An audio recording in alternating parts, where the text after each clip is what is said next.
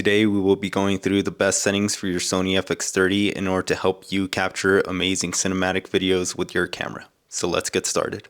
So here I have my Sony FX30. I have it rigged out with a small rig cage, a Sony 16mm f1.2 lens, and then also a K&F variable ND filter. I usually rig this up with a monitor and then a top handle as well, but for the purpose of this video, I wanted to leave those off. That way it's just easier to run through the settings on the camera. One of the first things that I wanted to point out is that you can use a regular SD card for the Sony FX30. There's a misconception that you need a CF Express Type A card.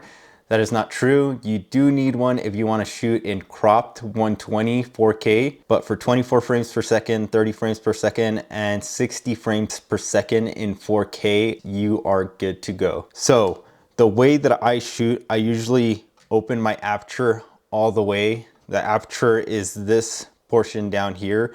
This allows me to get the maximum bokeh or shallow depth of field. The other thing is that there are two base ISOs for the Sony FX30. Lower one is 800, the higher one is 2500.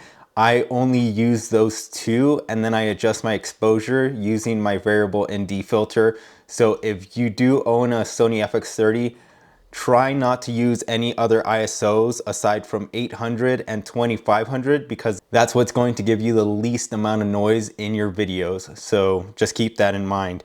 I have mine set to shutter angle. I keep it at 180 shutter angle. Reason being is because when shooting in 24 frames per second or then switching to 60 frames per second, that covers both of them at a set shutter angle of 180. Instead of trying to do the ×2 your frame rate every single time you're switching back and forth, you can go ahead and use shutter angle, and then with that you can set it and forget it and you should be good to go. So I do have the most recent update on this Sony FX30.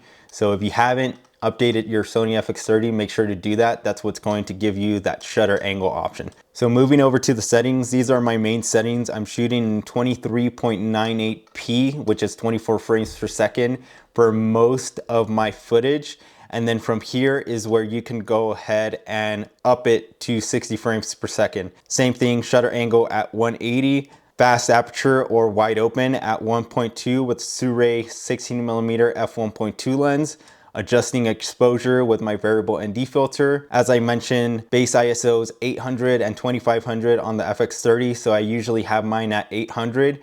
And then for low light scenarios, I bump that up to 2500. So I do like keeping my white balance at a set Kelvin because that way I don't have to mess with having to overcorrect the footage, especially with automatic white balance on the camera. It may be jumping all over the place and I'm just not a big fan of that. So I have it at 5600. That's kind of the happy medium in order to keep your white balance. And then that way you know, regardless of what your environment is and what your lighting is, you can always go ahead and color correct based off of 5600. So white balancing, you can go ahead and hit the white balance in DaVinci Resolve, and then that should revert it back to where it needs to be. So for the selected LUT, I did import the one that is provided by Sony on their website for the S-Gamut 3.Cine S-Log3 Rec 709 conversion. I will go ahead and create a video in order to show you guys how to do that and where to grab it. But the reason being is because with this installed, I'm able to shoot in S-Log3, and then I also get a live view of what it will look like as Rec 709 on my monitor. So super important to have this turned on and then also set up. But as I mentioned, I will run through and show you guys how to do that at a later video. So for the file format, I have it set at XAVCS 4K. This seems to work, especially with me not running a CF Express Type A card. And then also the quality of the video seems good enough, at least for the footage that I'm shooting. And for the recording settings, I have it set to 100M 422 10-bit footage. And then this is giving me high quality footage and then also a good amount of information. That way I'm able to properly color correct it in post when pulling it up in DaVinci Resolve. Under this setting, this is where you're able to display the LUT that you have imported onto your camera. If you have one already imported to your camera or you just want to use the regular Rec 709 that Sony offers in camera, you can go ahead and do that. And that's what's going to allow you to get that live view of what that footage will look like when you convert it to Rec. 709 in your monitor or in this display screen without having to bake it into your footage while recording. I have proxies turned off because the computer that I own seems to handle all the file sizes pretty well in regards to what I'm recording in. So if you have a slower computer or you see some lagging or issues inside DaVinci Resolve or Premiere when trying to edit your footage, make sure to turn on your proxies. I know of people that do that and it helps them out a lot in regards to their editing workflow. So with the wind noise reduction, I have that set to auto. I'm always using external microphones and I usually have a dead cat installed on them, so I don't run into any issues with high wind noises, but I always have that turned on just for an extra set of safety measures. So flexible ISO, this is what I like shooting on. As I mentioned, base ISO is 800, 2500. I'm always shooting underneath those ISO settings. 800 for regular day-to-day footage during daylight, and then 2500 for nighttime shooting, and that's what's going to give you the best results.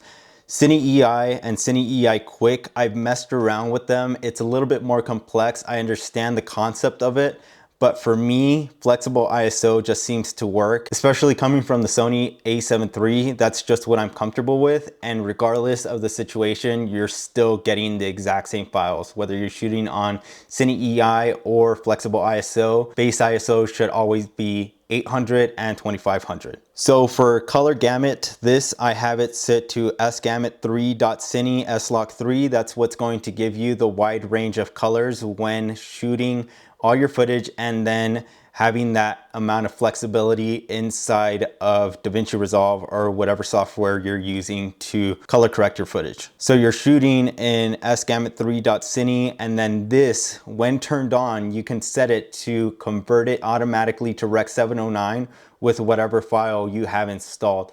I choose not to do that just because it gives me more opportunity in DaVinci Resolve to color correct it the way that I want to.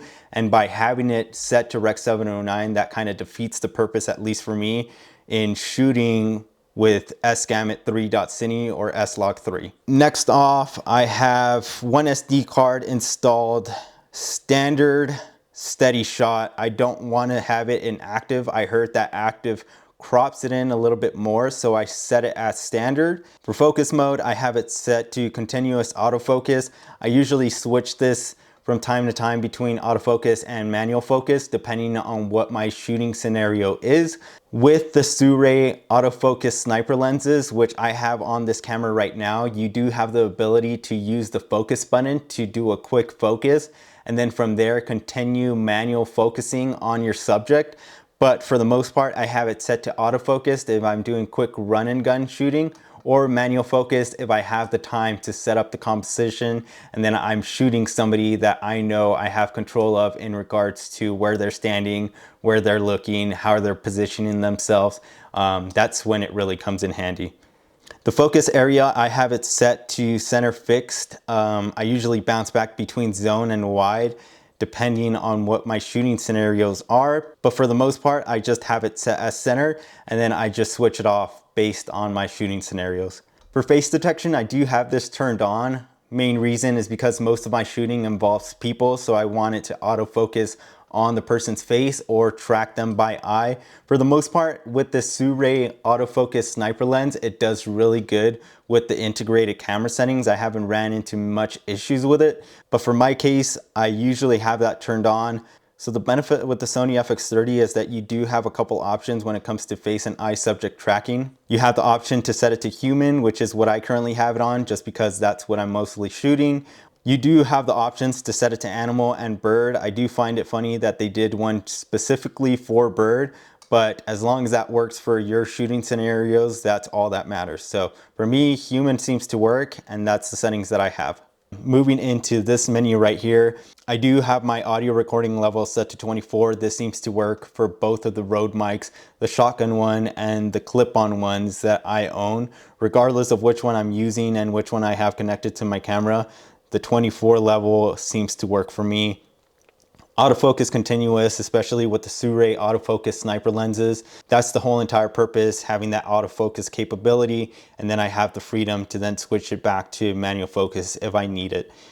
So with the zebra levels, I do have that turned on. Peaking level is set to medium. And then for the zebra levels, I have that set to 95. The benefit about this, and I really make use of this whenever I'm shooting pretty much anything, is it allows you to see if you're overexposing something in specific within your shot composition. So when I have this turned on, if you see zebra lines on any of your subjects or compositions, that means that that area is overexposed, and you do not want that, because it's going to be a pain to bring that back, if not impossible, because you have overexposed. So try to avoid having any lines on your footage, and that's the purpose of this setting, is to make sure that when you do see them, you're fully aware that pretty much all the highlights and data inside those zebra lines have been lost, or you will not be able to recover them in post. So that's pretty much all the settings that I have on my Sony FX30. If you guys have any questions, feel free to leave them in the comments below. More than happy to answer them.